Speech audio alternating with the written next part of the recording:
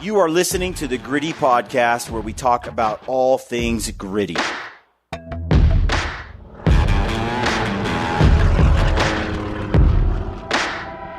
Welcome to the Gritty Podcast. I am your host, Brian Call, and I'm joined right now by Brad Hunt. Today's guest is Dave Brinker. Again, this is another episode from our long single recording, which we broke up.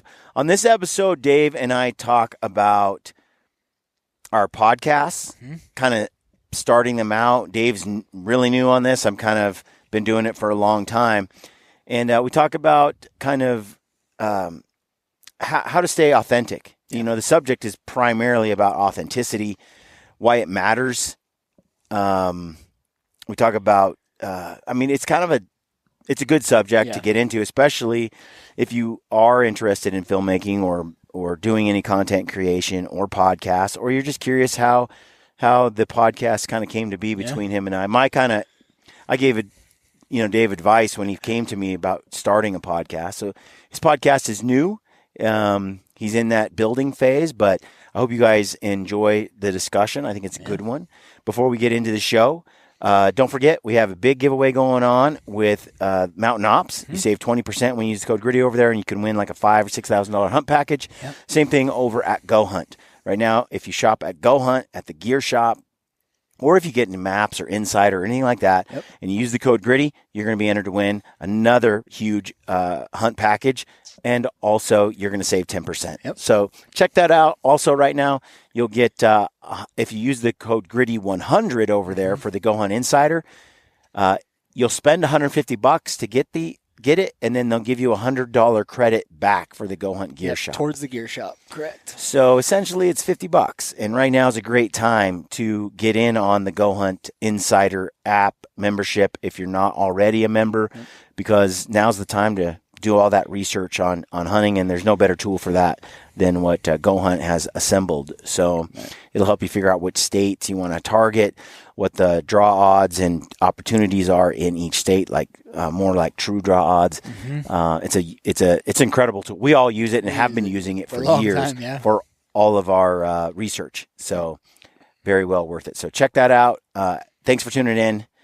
Hope you enjoy this one. Stay gritty. Let's unpack a little bit of that. So I experienced when I met Casey and Jordan and they were doing Mountain Ops, I mean, it had been alive for a few months, maybe a year. I mean, it was late, and they were selling stuff in their supplements out of their basement and shipping them. But I saw them grow really fast and then really struggle to satisfy the customer.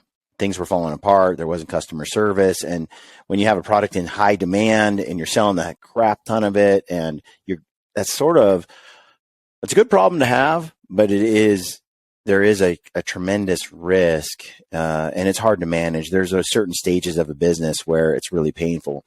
Even my podcast, as it grew, you get to that point where you don't quite have enough money to hire somebody, but you can barely keep things flowing without somebody. And so you're in this in between until you get the revenue to get some help, Right. And then on the acquisition side, I've seen a lot of business owners over the years give up ownership and equity in order to get cash. But when they do that, they lose control, and then it's not really their baby anymore. It doesn't really follow their vision. It follows someone else's. And so what might seem like a need now can come back to bite you later. So there's a couple of rules I live by. One is, if I have ownership in something, man, David, I am really, really reluctant to give it away at all. I want to hold on to it with every clutching finger. It's not something I treat casually. The other thing is, when you talk about ownership, I think it goes back into going into business with a partner. What makes one successful and not successful? Well, I think one of the things that's critical is that you have boundaries, like clear boundaries established early. And a lot of times I think for me, I'm agreeable and trusting generally. And so that's a recipe for getting taken advantage of pretty easily. And the trick is, I think, as you go into business with someone, it's really smart to maintain independence as much as possible. So, for example, Lampers and I have pretty much all these years as we've done stuff, he does his thing, I do mine. Right? We're very, very respectful of each other's own endeavors. And it's just like, we do this together, but we don't mix and match a lot of other things. And I help you, you help me. We truly enjoy working together. But there's a good set of boundaries there. And it was very, very slow, painstakingly slow, because Ryan is one of the most conservative, cautious, and careful people you will ever meet. Probably why he's one of the best hunters I've ever met or in the world. I mean, he just has a very cautious and careful approach to everything he does. That means you're not going to become partners with Ryan anytime soon, if ever, because he is that cautious, that careful. And so as we have grown in different levels of partnership together over different things, it's been really slow. And so we never overcommitted to one another on anything. We did it really, really slowly, to the point where there was a very solid foundation of trust and understanding of what each of us are bringing to the table and what we're going to do for and with each other. And so I found that, taking it really slow and then maintaining as much independence despite your partnership is ideal. I don't own any of Stealthy. Ryan, he doesn't own me. We still have these 2-track systems going on, but we have gone into partnership on a couple of endeavors, and those are great. And so maintaining degrees of independence, I think, is really important, and taking it really slow is really important. The other thing, when you talk about a marriage, okay, comes to partnerships, there are people that if you go in a partnership with, you're doomed before you get started. For example, if you look at dating, David, if you were to date a girl who had like a body count of 100 dudes she's been with, okay, that's a pretty good, it's a big body count. And not these days. Okay, true. That's true. what I hear anyway. Back in our day, hear. that would have been considered crazy. So I'll tell you, I have a body count of 1 and she's still my wife, and it's vice versa. So the two of us, we don't fit that mold. But I'll tell you, if you start with somebody as a potential partner that has, that comes with a lot of baggage, or is, like I said, if you're dating in the dating market, perhaps the one you want to marry isn't the one that has this crazy body count, is pretty selfish, is self-indulgent, maybe that person doesn't have all the ingredients needed to form a partnership long-term. And so making that evaluation early is critical. And so now, if you look at my life or Ryan's life, we talk about this often. I look at the people that I have surrounded myself with, like you, Bassham, Bishop, Lampers, Hillary, Brad. I have a list of people that I have built this sort of relationship with. I don't let anybody into my circle that is not highly trustworthy and has proven to me over a long period of time that they can be in that circle. I used to just let everybody in. When you were on my podcast, rocking and rolling at the guitar, it was like, hey, everybody, it's an open door. And I got hurt. I got stepped on.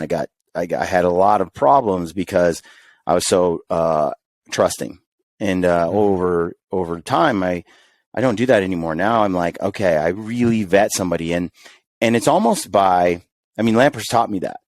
Ryan Lampers taught me to basically not trust anyone. And then then just assume they're going to do something bad to you or not treat you fairly, but also treat them with respect, wait. And if they pleasantly surprise you by being an extremely unselfish, loyal, giving, hardworking, honest person, then you let them in. And that vetting process is pretty much the norm for me now. If someone's toxic moving into the circle or associating, they get dropped fast, like instantly. They're done. They're out. They don't know they're on the out. I just step aside, avoid a little bit. I'm not trying to, cause a war, but I am very careful about trusting nowadays. And it's brought me so much peace because I'm surrounded by people that are just great, like solid, good to the core individuals. Anybody that gives Ryan is notorious for cutting people out of his life that have lied to him or done something. Like, it's quick. The judgment is swift and furious. And he just doesn't want a lot of people in his life anyway. He's a very private person, and yet he's blossomed into sort of a social person, and he's out there more than I am, I swear, nowadays. But Ryan is very, very cautious about letting people in, and he's much, much better. He's highly skilled at smelling a rat long before I do. And so I'm always like giving it, I just don't see it all the time. And Ryan's like, that dude's bad news. And I'll say, what do you mean? How do you know? What did they do? And he'll kind of tell me, and Hillary and I'll be confused. And Ryan's like, no, trust me. I know. Sometimes he's wrong, but I'd say he's right 90% of the time. 10% his judgment was swift and false, but 90% of the time it's on. So I often defer to people who have better skills than me in certain areas. That's another lesson in life. And I'll rely on Ryan to kind of vet someone before I give him too much time, because Ryan is better at that than I am. And then I'm better at other things. So he relies on me for other things. And that's what a good partnership is. I think, by the way, when two people bring something vastly different to the table, you couldn't really ask for two different personalities in a way than Ryan and I. And yet our values are core aligned, but our personalities are different. And so because of that, he sees things I don't, and I see things he doesn't. We also generate different output, which then together becomes a fairly strong offering to the public. So anyway. Yeah, no, all good points, man. And I look up to Ryan in that regard a lot. He's got a good nose on him, man. He's got a good nose. A lot of us, including myself, we hit a lot of walls. We kind of, but you watch him hunt. I'll never forget. I think we've talked about this before, but that coati in Arizona that one day when we saw it going through that grass, it's like this monkey looking creature with a long tail, folks, going through the grass, and you can shoot him in Arizona. And Ryan had his, like, a 1022 or something. I don't know. 17. In his truck. Oh, 17. That's right. And he got it out super slow. I'm like, shoot it! Shoot it! Yeah. He got his gun out. He got the cover off. He kind of walked over there, and the thing's like getting ready to go in the trees. I'm like, bro, shoot! I would have had a whole clip off by now. He gets the crosshairs on it, and I can't remember exactly. Oh, I think it was facing away or something. He couldn't quite get a ethical shot on the frickin' coati, which you could probably shoot it anywhere, and you're gonna get it. It's like shooting a badger or something. I don't know. It's like, dude, just I don't know. Put the crosshairs in the center, and we are going to get it. And it walks into the grass. He pulls up his gun. He's like, "No, I just didn't have a clean shot." And I thought to myself, dude, you are disciplined and controlled. I would have for sure got some lead in the air on that sucker. And it walked off. And I think we saw one more we couldn't get a shot at. But that was it. We never saw another one. Yeah, and in like 4 or 5 years, he's never had another opportunity like that. But here's the deal.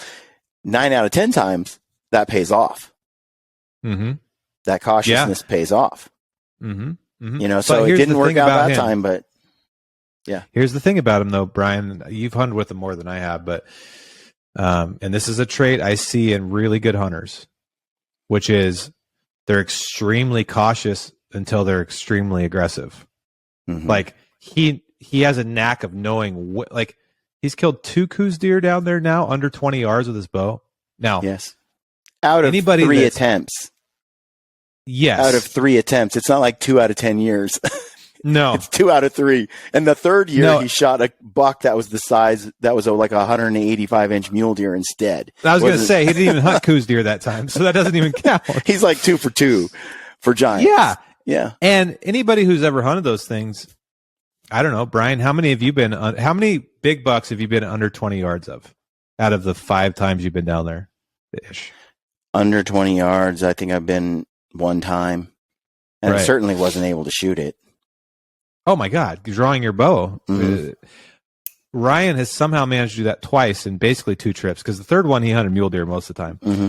Now, some of that's luck, sure, fine. But he has an ability, right? I mean, you could say maybe once was, but 3 years in a row he's killed a giant animal. I mean, whether it's a big muley or a Coues deer too, like let's not discount how difficult it is to kill a 180+ inch buck in the state of Arizona on that over-the-counter tag. People, you got 100 guys going for 1 deer, yet that dude did it. I don't know. He's uncanny. He is. He has the ability to know when to go. And that's a talent. Another friend of mine, Tyler, he has that same ability. He's very cautious until he's not. And when he decides to hit that throttle, he goes. He doesn't question himself. And that goes back to a prior comment you made about having the ability to, as you get older, you learn to trust your gut more with people and in situations. And you become more confident with your senses. And I feel like when we're younger, we're still figuring it out. And you're always figuring it out, I guess. But I turned 42 a couple days ago. And I am the same as you, Brian. I feel like my community of people, I've probably never been happier with it. I've gotten rid of some toxic things. And some people I loved that I just don't have patience for anymore. And I've doubled down on the relationships that matter the most. I've doubled down on the projects that matter the most, and and kind of recalibrated my North Star and just trust my gut more. And I think Rogan said this one time on his podcast: as you get older, you make less mistakes because you still make mistakes, but you make less mistakes. You just get, I guess, you just live a little bit more intelligently, for lack of better terms. You know, Jordan Peterson, I listened to him speak once, and it struck me what he said, because if I take a personality test, I am extremely agreeable. Like, I kind of want to please people, and I kind of want to be, I'm not looking, I like to avoid confrontation if possible. It's kind of my personality. I like to get along. Now, as I've gotten older, I have formidable confrontation skills, which were never natural, but were keenly developed because I had to have them to be successful in life. You have to be able to have difficult conversation. Tim Ferriss said years ago, you can measure the success of a person by the number of uncomfortable conversations they were willing to have. There's almost a direct correlation. So that means confrontation is part of life, and you need to be good at it. You need to do it. You need to come out and have those hard conversations.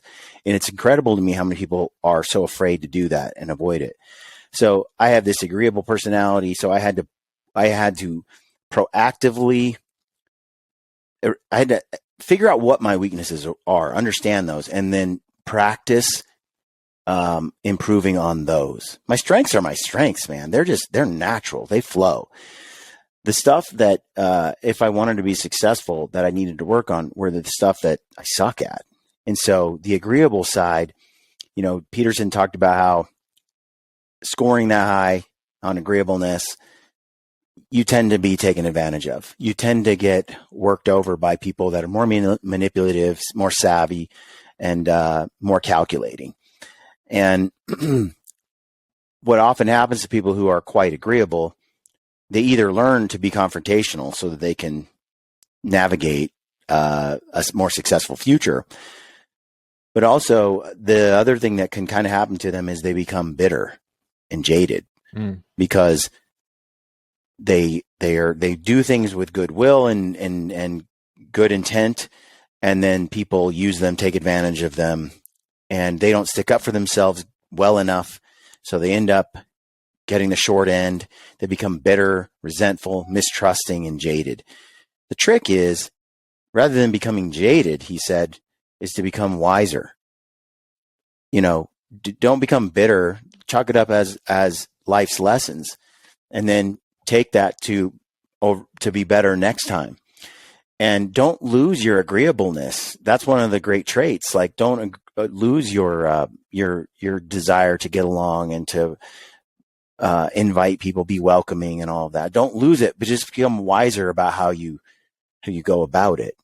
And so in my later years in life, that has been more my goal, is to become more confrontational by nature, but also in a very respectful way.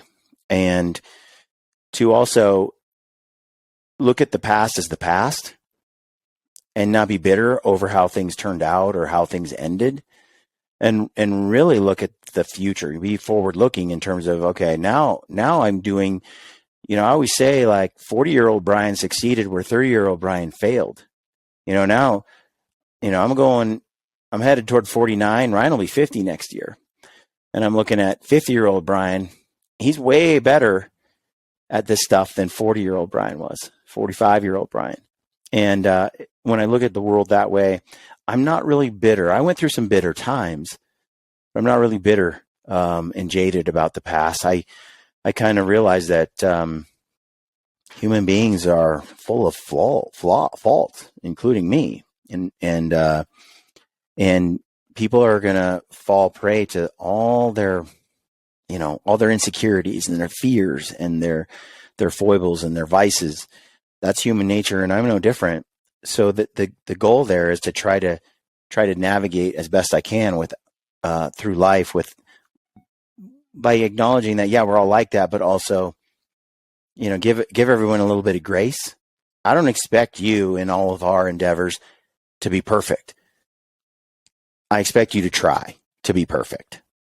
Mm-hmm. And that's what I'm trying to do. But I won't achieve it, and you won't either. And so grace for one another, knowing that we both start out with the goal to be good is key. But I think it's a daily roll call. In Ryan Halliday's Ego is the Enemy, he talks about how checking your ego and your pride is a daily roll call. I think everything about yourself is a daily roll call if you want to improve who you are. That means every day you have to go, am I doing this out of my ego? Or am I having this emotional reaction to the comment this dude left for the right reasons? Should I even be emotional about this? Having those conversations with yourself and being introspective and analyzing things, I think, is critical. Otherwise, you mentioned earlier, when money comes into the equation in a business partnership, and it's a lot of money, all of a sudden, there are these issues. When you said that, what entered my mind was almost as bad or worse as fame. So when notoriety and fame goes to somebody, I have seen the attention that someone gets from the public eye just completely alter who they were a year before or 2 years before that. And then I've seen the fame and the ego completely morph them into something unrecognizable and something I couldn't stand to be around. Mm-hmm. And fame can do a number on people, can completely wreck folks. And some people just can't handle it. And I think the same is true with the money. Some people get in that vein where all that money comes pouring in, and then they turn into, a monster, Jekyll and Hyde, and so, but yeah, I think it's a daily roll call. I always tell myself that, each day, especially I always, C.S. Lewis in Mere Christianity, he talked about this quote. I think it's chapter 10. I don't remember. exactly, but it's about pride and ego. And he says in the book, he talks about, do you wonder if you have pride? Do you have an ego?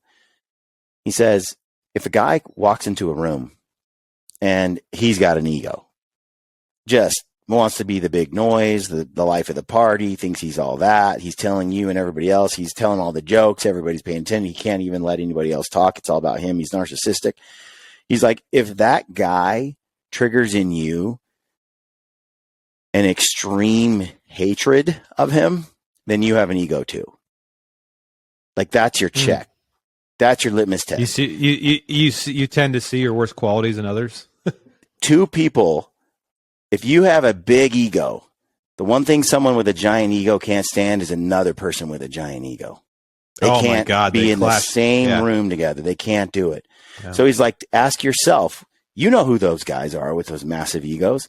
When they come in the room, are you the kind of guy that's like, yeah, he's got an ego, whatever. It's who he is. I wish he was better, but that's how he is. And it rolls off your back. You don't have, you got some humility in you. But if he walks in the room and you are blinded by annoyance and rage, you got an ego problem, dude. That's your test. Absolutely. That should be the red flag, because two people with massive egos cannot tolerate on each other. And you've seen it. I'm reading. Oh my God, have I seen it? Yeah.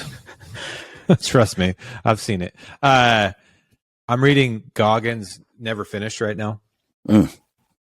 And I'm almost done with it. I'll finish it today. But he talks a lot about sort of a lot of the things that you were just touching on. And one of the things he talks about is resentment and bitterness. Usually those two things come from like an inner insecurity and jealousy and regret. And basically a lot of times it's us recognizing our shortcomings, but also at the same time sort of knowing that we could solve them like that other person has, but choosing not to, right?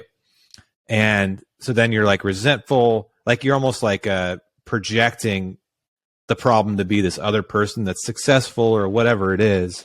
But you know deep down it's your failure. You own it. But I don't think we look at it that way. He does, and that's why he does. That's why he tames his inner bitch every day. Yeah. I mean, for lack of, that's what he does. Every day his mission is to like an ego check. This life's on me. Yeah, this life's on me. You know, mother effer, I'm running, and I'm doing this every day. I'm beating the hell out of myself, and I'm doing it. He's doing it. It's an exploration of the mind, including the ego and all the different facets of the mind. And but he said in one of these last chapters, he talks about how to deal with people like that, and just realizing that he almost makes you feel bad for people like that, because he's like, you got to realize that like if you're like constantly working on being better and improving yourself, and you're doing things that are really hard and you're leading, and the people that get annoyed of you and sort of call you out, or like maybe they're good friends of yours that like, dude, you're just doing that to look cool or whatever, blah, blah, blah, blah, blah.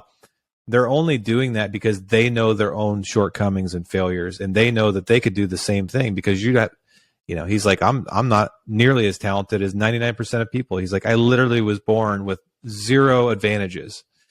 But these people, if you just realize they're coming from that place, it makes you have a little bit more empathy for them, but also just keep going, because you can't solve their problems. They have to solve their problems. Right. And all you're doing is you're making them realize that, again, that they have them, and they're choosing not to do anything about them. Yeah. That reminds me of that quote, comparison is the thief of joy. And when you are sitting there comparing your life to so-and-so's life, which often we don't even know the full details of their life, it's like you're just seeing an Instagram version or a social media version, their highlight reel of their life, or some hunt that somebody went on. You compare your life to their life, and you're like, man, they just got it together and I don't. That comparison is the thief of joy. Often that comparison is, I truly believe that. I compare myself in the sense of I'm competitive and I want to compete. And I look at people who are better than me at certain things and I want to compete. I want to get better too. And I'll set up challenges for myself to outmaneuver or to compete with them, whether it be in business, hunting. You know, I always want to shoot something bigger with my bow than Ryan has shot. You know, I have a long way to go to catch up and it's not working out so well, but that's the competition, right? That's the goal.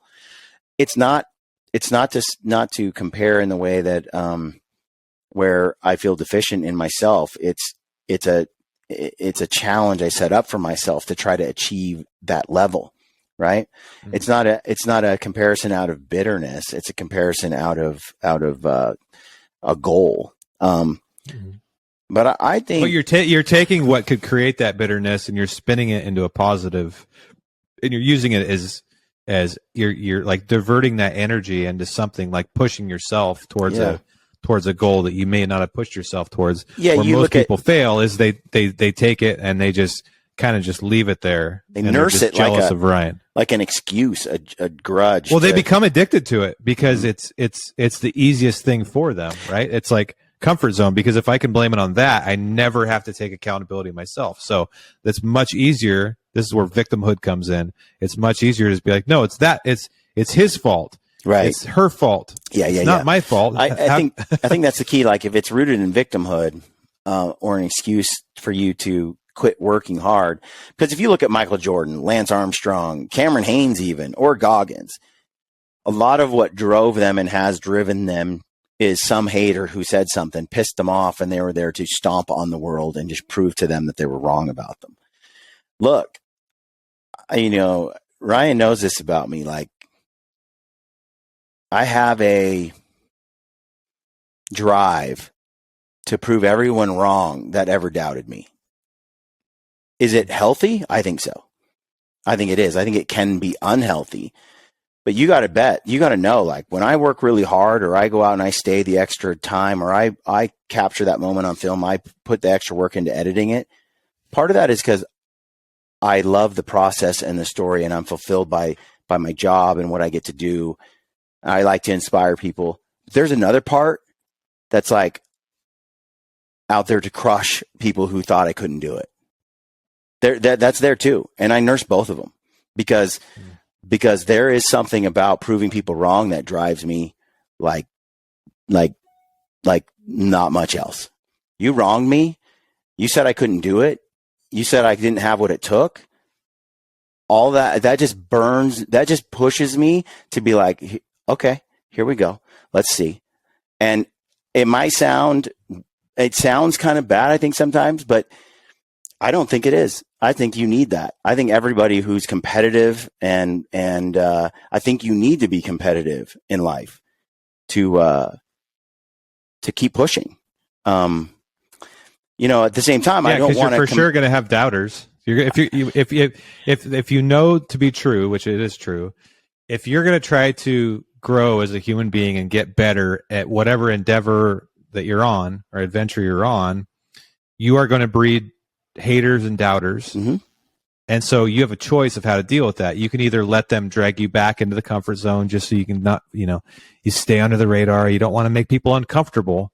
My wife and I get in this debate pretty frequently because she'll be like, I don't think you should have posted that. That could make people feel uncomfortable with what they're doing. And I'll be like, I didn't tell them what to do. I just told them what I was doing. But she's like, well, you should caveat it with, this is what you know what I'm trying to say. Oh, yeah. It's like, no, I mean, I'm sorry if that made somebody feel uncomfortable, but I'm just saying this is what I'm doing. I'm not saying that I'm better than them or that they should do it themselves. But you're going to have haters.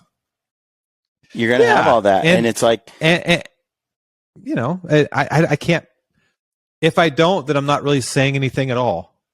Yeah. So Tim Ferriss also said that. He's like, be careful when you water down what you say or your opinions, because pretty soon you won't be interesting. Because if you're like, well, if I say this, I might offend that person. If I speak my mind here, that person might not like me. If I say this, that person. So then you start changing how you say things to please that crowd and that crowd and that crowd and that crowd. And then pretty soon you're not interesting at all because you don't say anything of value, of anything interesting. No. I said this to you a while ago because there's a fine line between being competitive, comparing yourself, proving people wrong and then staying true to yourself and your own message and not comparing yourself in a negative way. And I said this to you, my advice when you were looking at doing the podcast was do the podcast and never look at the numbers. They're irrelevant. Buckle up, sit down for a year or two, maybe 3, and just do the show. And don't look at the numbers because they're really not, they shouldn't, that's how I approach the podcast. They shouldn't be dictating how I do my show. I have a gut instinct. I have a personality. I have things that interest me. I have a way of doing it that suits me. If I listen to too much of the feedback, if I look at a show that did really well and shows that didn't do well, I was worried that I would then try to chase a certain look or format or style that try to repeat the success I had with this over here. And then kind of, rather than do what was true to myself, I would do what I thought people wanted to hear, which are two different things, right? I wanted to approach the podcast space from, I'm going to do what's true to me. And if people like it, good. And I believed that because I was true to me, people would like it. And so I tried really hard not to try to guess what people wanted and then give them that. And I think that's where content creators sometimes fail, is they're like, I think people want to see this. And do you know how many people told me, you can't create an hour-long film for Sunday nights? Like, dude, don't do that. Like, YouTubers want 15 or 20-minute show and they want to move on. Right. And I'm like, that's not what is true to me. That's not what I want to make.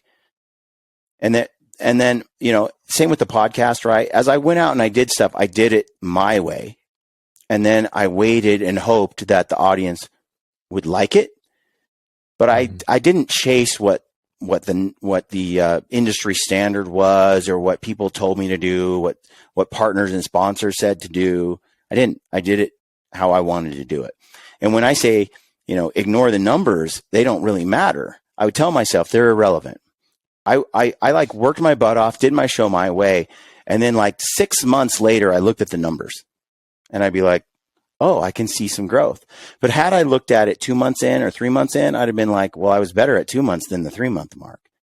But then at 6 months, when you look at it overall, you see a better picture of what it is that those numbers, all they are is when you're trying to do something creative and you're trying to bring some content forward that might improve someone's life, make a difference, all those numbers are a reflection of your ability to do exactly that, add value to a subset of people, an audience that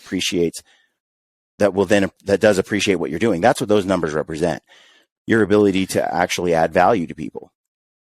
Yeah, I was listening to Rogan the other day, and he said his comedy dramatically improved the day that he realized that he needed to stop thinking about how to make the audience laugh and start thinking about more what makes him laugh. Yep.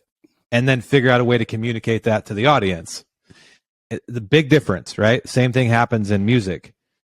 There'll be guys that want to be songwriters and singers and they go to Nashville and then they just try to write the same damn song that's been written 1,000 times because that's what works. That's where the numbers are. That's where the dollar signs are. And that does work sometimes. But the people that really break out, the Chris Stapletons, the Zach Bryans, the whoever's, I could go on, right, are the ones that actually are so honest and original that they become the mainstream and they become the target and everybody tries to copy them. Yep. So, but first they were doing exactly what you said. They weren't popular at all. They were playing the empty honky tonks.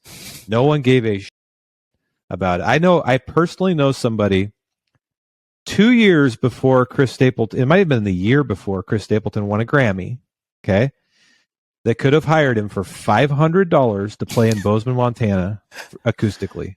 And he didn't have the money to do it. Think about that. But then 2 years later, he's the greatest thing since sliced bread. Why is that? The answer is he was so authentic. It was dripping out of him and just so real. He did not give a shit about the numbers. Yeah. And then all of a sudden, it just happened. So I think well, I look at the numbers. I shouldn't, but I do look at the numbers. But I am trying to put out what I would want to listen to, and I'm not like, I don't think I'm doing my best to live by your advice because I value it a lot, and you've been a great help in starting this show. And dude, it's been so fun. Like, I really look forward to these conversations. I've had a couple that were just okay, but they weren't bad. But I always walk away going, that was just good to have a conversation for like more than 5 seconds and then be looking at my phone or, we live in a culture where this doesn't happen enough. No, ever. But the thing that I've really enjoyed about it is all the direct messages and text messages and emails I get from people. And I'm not going to sit here and pretend like it's thousands, like I have somebody opening my mail.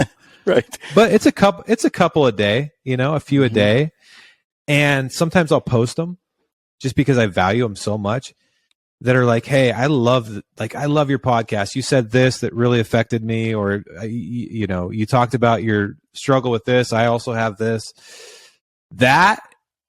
Those are the numbers that I care about. Yeah. Like, that actually makes it, because, all the rest of it's just kind of blah, whatever. I mean, you got to have numbers to, if you want to monetize any project, right? You have to show that you're growing and all those things. But to me, what personally matters the most is, are people listening, and is it having some sort of impact? And the answer is yes and yes. So I'm good.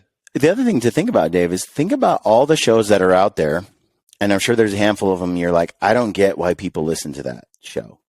Like, I don't get it, man. I can't stand that guy and the way he does his show. I don't like it. Then over here, you have these other ones that are your favorites, right? And what I learned over the years, Tim Ferriss said this in the 4-Hour Workweek, you don't need the whole pie. You just need a piece of the pie. And when you start to figure out that you have a unique, authentic David Brinker self, like, you're going to bring ideas, background, experience to the table, and certain guests that you have formed relationships with that respect you and want to be on your show, like myself, you're going to bring all those things to bear to present something of value to a listener. And there's going to be people out there that find tremendous value in that and really resonate with you and your guests and the type of conversations you have. And then you're going to have people out there that are like, dude, I'm a Howard Stern guy. This Brinker guy does not carry it for me. Yeah, I don't have strippers on. So. And so that's the thing, though. That's the trick, is to be okay with who you are, what you are. I have people say to me like, well, I like Brad joined me, Brad Hunt, on my podcast to read the book, Crow Killer. And we did a 10-part video or podcast series of us reading that book, kind of going over. It was great as Jeremiah Johnson, kind of a, somewhat apocryphal and yet somewhat true story of the legend of Jeremiah Johnson. And we read this together. And my brother Brent has done that with me in the past. And Brent's a character. He's a funny guy. He's very kind of interesting. Just, you never know what he's going to say. He's kind of a comedian.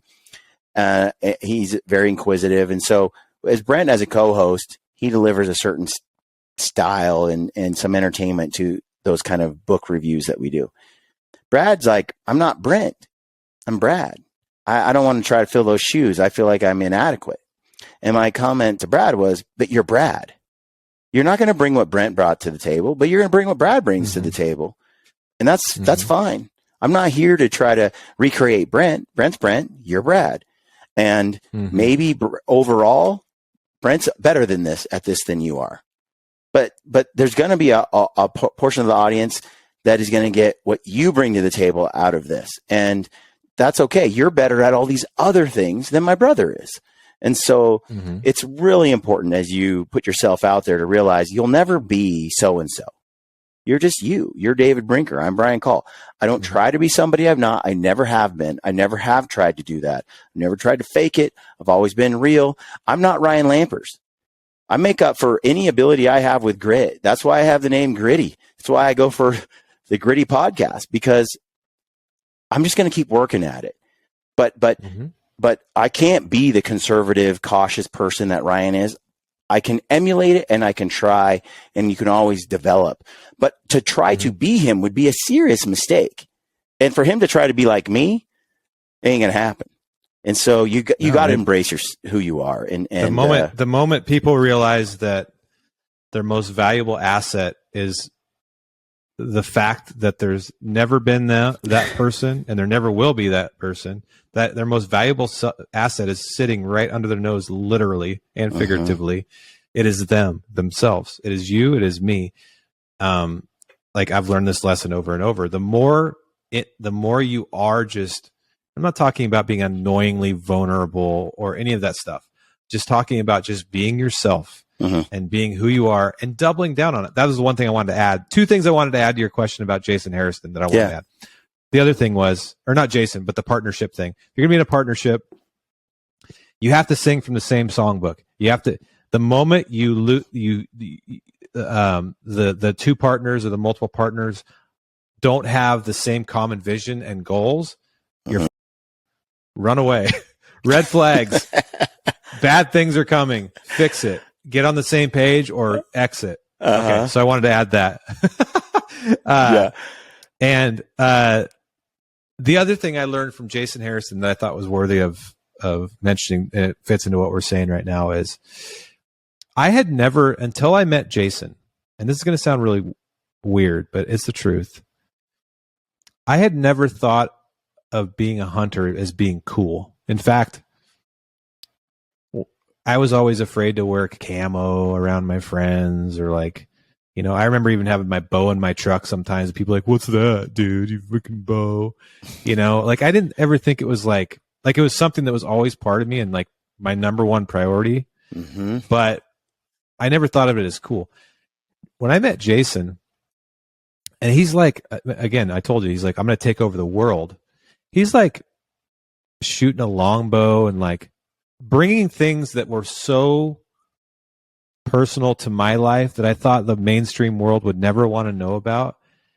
And he took them to the world confidently and without regret, or like he was himself unapologetically, is what I'm saying. And I'm like, oh, I don't have to reinvent anything. What I'm doing is already cool. And whoa, it's getting really popular really fast. I've been doing this since I was a kid. Like, this isn't new to me. Right. But I didn't realize that until then. I guess it's kind of weird. Interesting. And so it's a lesson I've had to learn over and over and over and over and over again is you are the most valuable asset you have. And the moment that you can realize that and just start being, I'm not talking about like you're not perfect. I'm not perfect.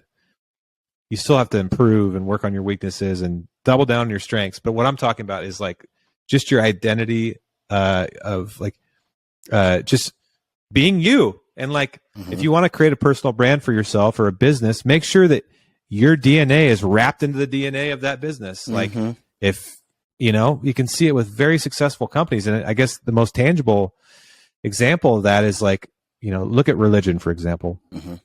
Like, is it Matthews Bowes that has a Bible quote on the box? I can't remember if it's Matthews or Hoyt. Doesn't matter. There's a lot of companies out there that you're like, oh, I didn't know. Well, they're very clearly religious. When they go to trade shows, they don't drink. Like they have very strict boundaries. They just are unapologetically who they are. They probably take some flack for it. Fine, whatever. Howard Stern is unapologetically who he is. He loves him some strippers, porn stars, right? Talking about sex nonstop. Like that's just who he is. And the people that are going to, and this was Rogan's point, the people that are going to think like the people that once I figure out why I think something's funny and I figure out a way to communicate that, the other people that also find it funny will latch onto that. And then you build like a real community and you never have to worry about reinventing yourself necessarily because you've created a community of like-minded folks. So Howard Stern's done that. Ben Shapiro, right? You either love Ben Shapiro or you hate Ben Shapiro. But guess what? He has like the number 5 podcast in the world. Right. I know. And that's what I'm saying is when you look at, I've been working on a film course, like a digital film course that people can download. And I've been working on it for a long time because, you know, and I was, as I work on it and I try to create it, I'm analyzing my own methods and what I do. And it's kind of interesting to go down this road. And because a lot of times I do things and I don't know why. It just felt right, or I just do it this way because it makes, like, it's just instinctive. And then I have to go, well, there's a reason, Brian. There's a reason why. And I have to break it down. And then I go, oh, well, this is why, if I think about it. And then I start to develop best practices, principles behind documentary filmmaking, which is essentially what a hunt is. It's a documentary film of what happened. Right. I don't have a shot list before I go out. I didn't stage anything. Everything is kind of done live. And then when I come home, how are you part of the hunting industry if you don't stage anything? I know. And I know it's crazy. A lot of my camera shots, as people can see, are the ground and the dirt as I lay the camera down and pick it back up. It's raw, but it's real. But one of the first chapters I started to develop, and this was been a year in the making, is the number one thing when it comes to this stuff is authenticity is king. Authenticity is king. When you are going to present yourself as a podcaster, as a film person, as a person out in the public eye, authenticity is what all of us want. 100%. We want to know who we're dealing with at all times, not some curated version of you, but like who you are. And it's funny because I've published more than 800 podcasts. Some of those are an hour. Most of them are an hour to 3 hours long. That's, I don't know how many hours that is, but if someone has consumed my podcast library, David, they've probably spent more hours hanging out with me on the one end than, than family members have consecutively. For sure. When people hear you on a podcast hanging out hour after hour, Rogan mentioned this, it's really hard to hide what you're really like. People will see through it over time. Anybody you've ever listened to for years on end that has you get to know like what they're made out of, like what their beliefs are. It's kind of hard to fake it and hide it when you're exposed that often for that long. You just can't hide it. Rogan mentioned how the podcast just sort of is a way, unlike TV or film. If all you ever saw me on was a static post on Instagram or some video, people wouldn't really know me. But there's people who've been listening to me since 2016, an hour to work, a couple days a week, for 7 years. So when they hear me talk, it's hard for me to all my annoying qualities, they're very familiar with. All the things, like when you think of Joe Rogan, it's like, oh, great, here we go. We're going to talk about ayahuasca again and aliens. It's like or it's this or that. Like you get his ideas and you get them. But you also grow with somebody, because I was there with Joe way back when. I'm there with Joe now, and I kind of know, okay, over the years, he grew up into this other type of person. In a way, he's kind of red-pilled nowadays compared to the Bernie Sanders days, And so you see people kind of evolve over time too, and people came up with me. They got it. And my point in the curriculum I was making was authenticity. Authenticity is king. So I get people commenting and they say, man, I really like how when you and Ryan shoot something, you're not like high-fiving and screaming and hugging each other. It's just like, you're happy, you're relieved, you go over there, you show respect to the animal. And I get that. That's us. That's my personality. When I was younger, I hooped and hollered because I couldn't believe it happened. It wasn't on film, but that was real too, right? Every time I reacted, it's been real. And my point was, if you're the kind of guy after you shoot something who cries, then cry. Like, it's not me. But if that's who you are, that's who you are. Don't pretend you're not. If you're the kind of guy that screams and loses his mind and freaks out and you're like Robin Williams, just manic, then be that guy. Fred Eichler. Yeah. That's you, dude. Embrace that.